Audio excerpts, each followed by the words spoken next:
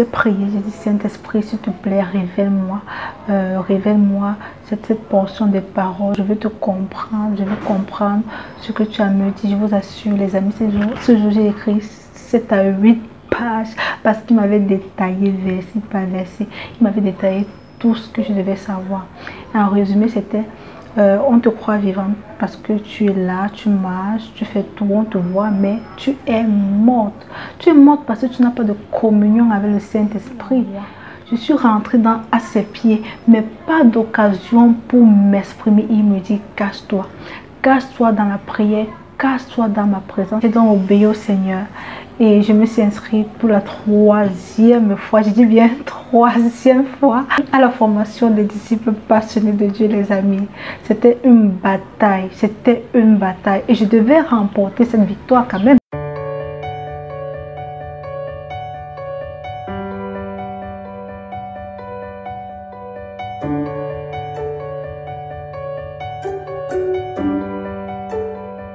Bonjour à tous, bienvenue sur VTV. Je m'appelle Luciola Tana. Je suis très heureuse d'être là devant vous pour vous partager mon témoignage de comment est-ce que j'ai réussi à connecter avec le Saint-Esprit malgré les difficultés, malgré les oppressions. Mon témoignage sera beaucoup plus pour vous booster à ne pas abandonner quand vous faites face aux difficultés, quand vous rencontrez des obstacles devant vous, mais à continuer jusqu'à obtenir ce que votre cœur désire. Pour la petite histoire, j'ai donné ma vie au Seigneur à travers VTV en 2019 et en février 2020, j'ai débuté avec la formation des disciples passionnés de Dieu. J'étais très contente car je me disais au fond de moi que Seigneur, au thème de cette formation, je serais transformée, je vais connecter avec toi et je vais arriver à une autre dimension. Au début de la formation, tout allait bien, mais à un moment donné, j'ai perdu complètement le fil. Je survolais les cours, je ne répondais pas aux questions d'auto-évaluation, je ne faisais pas les cas pratiques, je me contentais juste des cours numériques et des vidéos. Après la formation, nous avons commencé avec le challenge 21, nous synchroniser avec le Saint-Esprit. Les amis, j'ai fait à peine 5 jours. 5 jours était le maximum. Je me souviens qu'après, j'étais un peu mal. C'est vrai, je continuais avec la formation, mais ce n'était plus en esprit, c'était juste la chair. Il n'y avait rien de l'esprit là-dedans. Ouf, après, j'avais quelques révélations, quelques changements dans ma vie, mais je n'avais pas atteint le niveau que je désirais. Je n'avais pas atteint ce niveau. Et j'ai dit au Seigneur, Père, fais-moi grâce, aide-moi à continuer à réviser mes cours à la maison. Et chaque fois qu'on va organiser le challenge au sein de l'école des passionnés de Dieu, et chaque fois qu'on va organiser le challenge au sein de l'école des passionnés de Dieu, je vais encore participer pour grandir encore en statut spirituel. Le challenge suivant, les amis, c'était pire. J'ai fait à peine 2 jours. Je me souviens très bien parce que je notais chaque jour dans un cahier. J'avais écrit le premier jour, le deuxième jour. Et je n'ai plus jamais rien écrit. J'étais même plus dans la formation. Rien du tout. Rien du tout, les amis. Et maintenant, j'ai dit, Seigneur, ça ne peut pas continuer comme ça. Après plusieurs semaines, voire même plusieurs mois, j'ai dit, Seigneur, je vais reprendre avec la formation des disciples passionnés de Dieu, commencer du début jusqu'au challenge. Je me suis encore inscrite à la formation. Ça n'allait pas toujours. Je n'ai même pas fait 3 cours, je n'ai même pas fait 3 leçons et j'étais encore à terre. J'ai dit, Seigneur, cette affaire, c'est grave. Vais-je arriver un jour? Découragée, c'était trop difficile pour moi de continuer. À un moment donné, je révisais toujours mes cours en ligne et un jour je suis tombée sur le lien du groupe WhatsApp du challenge. J'ai donc intégré le groupe. J'étais très contente car je voulais à tout prix intégrer le groupe WhatsApp du challenge, vu que à l'époque que je commençais, j'avais commencé avec le challenge 21 jours, ça se déroulait encore dans le groupe Facebook de la formation et moi je voulais à tout prix intégrer le nouveau groupe qui était le groupe WhatsApp. J'ai donc finalement intégré le groupe WhatsApp du challenge. C'était le 17e ou le 18e jour et moi j'ai continué à publier mes bilans. Compte tenu du fait que j'avais une petite expérience du challenge, j'ai continué avec mes bilans. Mais au fond de moi, je n'étais pas satisfaite de mon niveau. C'est alors que le Saint-Esprit me rappelle une parole qu'il m'avait donnée. Il y avait de cela quelques semaines et moi j'avais négligé cette parole. Ils ont dit d'accord Seigneur, je vais aller dans ta présence pour mieux écouter ce que tu as à me dire. Je suis allée dans un coin bien calme. Je me souviens bien, j'étais allée avec un cahier, un stylo rouge, un stylo bleu, une règle, ma Bible, mon téléphone parce que je voulais regarder les différentes versions du verset que le Seigneur m'avait donné. Et ce verset c'était Apocalypse chapitre 3, verset 1 à 3. Je vais paraphraser le verset. Ça disait, je connais tes œuvres, on te croit vivante mais tu es morte. Tes œuvres ont paru bien minces à la lumière de Dieu. Rappelle-toi les enseignements que tu as écoutés et entendus. Mets-les en pratique et répands-toi. Ce jour-là, j'ai prié. J'ai dit, Saint-Esprit, s'il te plaît, révèle-moi. Révèle-moi cette portion des paroles. Je veux te comprendre. Je veux comprendre ce que tu as me dit. Je vous assure, les amis, ce jour j'ai écrit 7 à 8 pages parce qu'il m'avait détaillé verset par verset. Il m'avait détaillé tout ce que je devais savoir. En résumé, c'était on te croit vivante parce que tu es là, tu marches, tu fais tout, on te voit, mais tu es morte. Tu es morte parce que tu n'as pas de communion avec le Saint-Esprit. Il est écrit dans le livre de Jacques, de même que la foi sans œuvre est morte, de même un corps sans esprit est mort. Même dans le livre d'Ézéchiel, on dit, Dieu dit, je mettrai en vous mon esprit et vous vivrez. Donc j'ai noté tout cela. Et quand il m'a dit, rappelle-toi les enseignements que tu as écoutés, entendus, mets-les en pratique et répands-toi. J'avais en tête 2 enseignements. L'enseignement d'une bien-aimée, Sœur Sandra du blog L'Univers de Bondoli qui m'avait également beaucoup aidé avec les enseignements ainsi que les enseignements de l'école des passionnés de Dieu. Mais le Saint-Esprit mettait beaucoup plus l'accent sur la formation de l'école des passionnés de Dieu ainsi que sur le challenge synchronisé avec le Saint-Esprit. J'ai dit d'accord Seigneur, je vais obéir. Je vais commencer la formation le 3 septembre. Et j'avais également un programme de jeûne qui devait commencer le 3 septembre, jeudi 21. Je lui ai dit d'accord Saint-Esprit, je vais jeûner et je vais faire la formation. J'ai demandé pardon, j'ai dit Saint-Esprit fortifie-moi afin que je parvienne réellement à connecter avec toi après cette formation, après ce challenge. Et le Saint-Esprit m'a donné toutes les instructions que je devais mettre en pratique pour réussir finalement à connecter avec lui.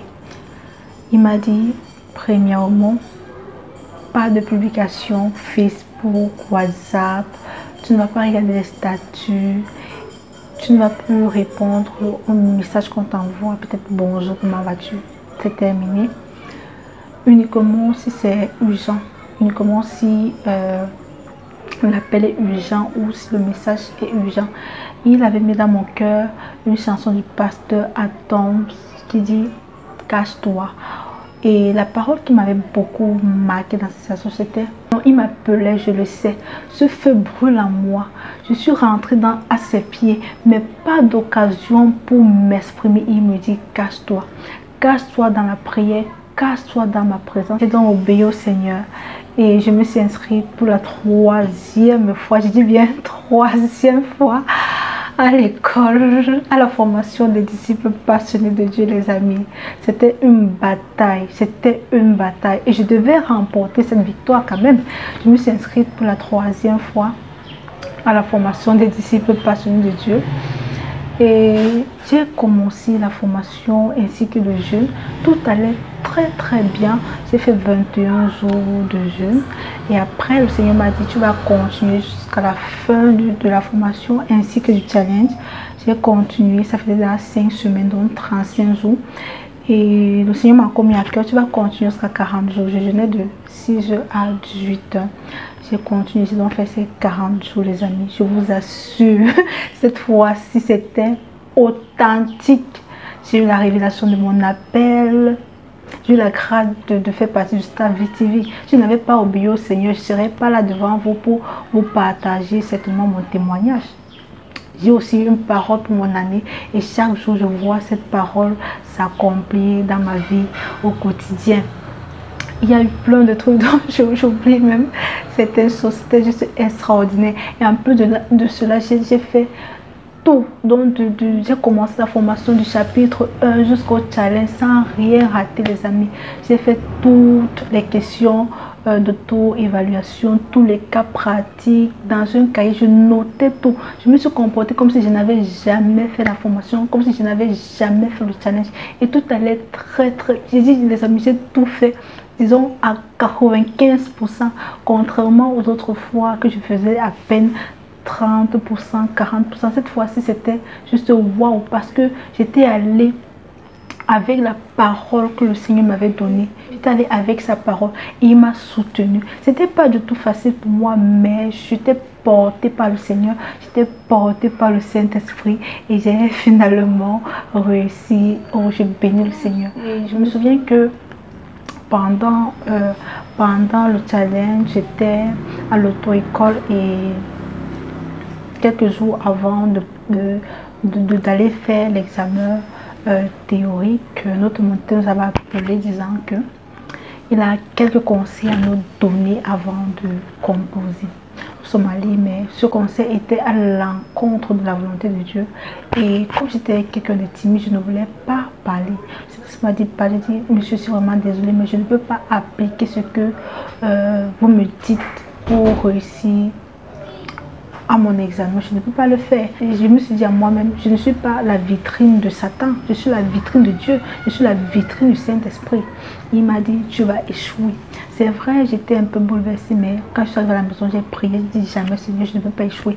Je vais faire mes dernières révisions et je vais réussir à ma formation, je vais réussir à mon examen. J'ai fait les dernières révisions et le jour de l'examen, je me suis réveillée avant l'aurore, j'ai appliqué l'une des règles du challenge qui dit manifester la puissance. J'ai pris autorité sur les lieux, j'ai pris autorité, le sang de Jésus, tout. J'ai pris vraiment autorité. Et le jour de l'examen, je suis allée composer. Tout s'est bien passé. Par la grâce de Dieu, j'ai réussi avec une bonne moyenne. Il avait même honte de me féliciter. J'ai dit merci Seigneur, tu as été glorifié. Il y a eu beaucoup de choses, beaucoup de témoignages. Une fois, le Seigneur m'a révélé l'esprit qui se cachait derrière un jeune homme ou derrière un monsieur. Je ne sais pas où ce monsieur avait pris mon numéro, certainement dans un groupe de l'université. Un jour, je vois un message apparaître sur mon téléphone. Salut, comment vas-tu et tout le reste. Et cette personne m'invitait à un rendez-vous, un truc de ce genre. Moi, je ne voulais pas et je ne savais pas quoi répondre. Une pensée me vient dire, je viendrai si le Saint-Esprit me donne le feu vert. Il dit, mais je suis trop spirituel quand même. Être trop spirituel, comment je vais dire à quelqu'un si le Saint-Esprit me donne le feu vert? Et j'ai obéi. J'ai dit, je viendrai si le Saint-Esprit me donne le feu vert. Quelques minutes ont suffi pour me révéler l'esprit qui se cachait derrière cette personne. Il a commencé à blasphémer, à insulter Dieu. Tu te prends pour qui? J'ai juste évangélisé. J'ai parlé de Jésus et tout le reste. Il était toujours endurci.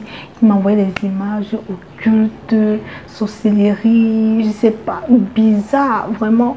Mais j'ai dit, ok Saint-Esprit, j'ai fait ma part, j'ai évangélisé. Maintenant, je vais bloquer le contact et je n'aimerais plus jamais que ce numéro m'appelle. J'ai juste dit merci Saint-Esprit. Je n'avais pas obéi à la voix du Saint-Esprit. Si j'étais allée à ce rendez-vous sans toutefois interroger le Saint-Esprit, je ne sais pas ce qui serait passé. Je ne sais pas ce qui serait passé. Mais je bénis au Seigneur. Avant ma relation avec le Saint-Esprit, les amis, j'étais très addict à la nourriture. Je mangeais n'importe comment, parfois même aux heures tardives. Et quand je jeûnais, souvent, il m'arrivait de couper mon jeûne pour un plat de nourriture. Par exemple, je partais chez ma tante et arrivé là-bas, je vois un bon petit plat. je négocie avec le Seigneur. Et dis Seigneur, s'il te plaît, je veux manger, s'il te plaît. Je mange. Et c'était plusieurs fois. Je faisais cela plusieurs fois. Par la grâce de Dieu, le Seigneur s'est impliqué dans ma vie. Il a soigné mon alimentation. Maintenant, je n'ai même plus trop mangé. J'aime prendre constamment des fruits et des légumes. Et si j'avais même réussi à jeûner pendant un long moment, c'était juste la grâce de Dieu. Moi, je ne pouvais pas résister devant un plat de nourriture. J'ai jeûné et je cuisinais presque chaque jour. Je cuisinais presque tous les jours. Et mes repas étaient très délicieux parce que j'impliquais le Saint-Esprit. Je disais, Saint-Esprit, aide-moi à bien cuisiner. Tu sais, je suis un jeune, je ne peux pas goûter la nourriture sous contrôle et tout était parfait. Personne ne connaissait à la maison que je jeûnais, personne, parce que j'étais toujours en forme, j'étais forte, j'avais une bonne mine et personne n'était au courant, sauf ceux qui m'observaient réellement. J'étais également très médisante, très médisante. Wow, je parlais tellement. Et quand je prenais même la résolution de ne rien dire, je me retrouvais toujours en train de parler. Je me souviens quand j'étais même petite, j'avais l'habitude d'aller chez la voisine, bavader, raconter des trucs. Et on me disait toujours, on va t'asseoir sur le trône du commérage parce que tu exagères. Maintenant, je parle tellement du Seigneur. On m'appelle pasteur, on m'appelle prophétesse, on me donne tous les noms. Mon langage a totalement changé. Le Saint-Esprit m'a aussi rendu responsable.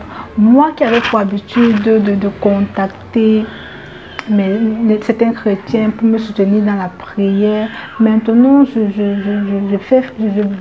pars d'abord dans la présence de Dieu, je prie, je fais ce que le Saint-Esprit me demande de faire et j'ai la solution.